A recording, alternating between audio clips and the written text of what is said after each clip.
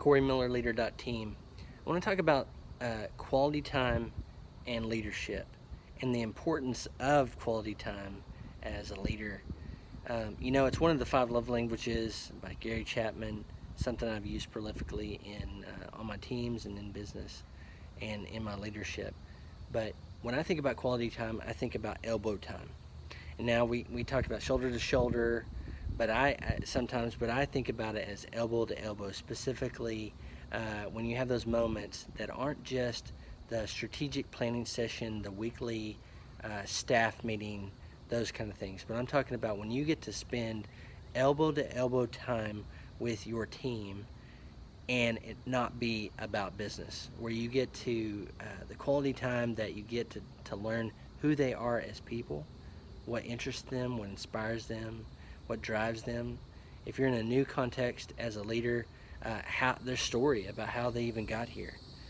A lot of the times in my history as a leader, when the focus was on 90%, let's say, of the time the topic was no topic, was more personal and free flowing than business, I got so much more business impact because of that. Just being human. It's so cliche. We say it so often that we spend the majority of our time at work with team members.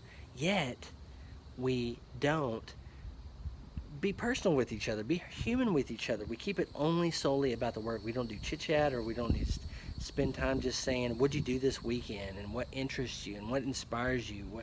How did your kid do in the baseball game? If you learn that they're in baseball, and I think so much to our detriment, we don't spend that elbow to elbow time, enough of that time, any of that time, likely in many organizations, just getting to know each other and letting it be not just only about what can you do for me, but who are you as a human, and I care about you. So I want to say quality time, and it be elbow to elbow time, whether that's a lunch, a happy hour.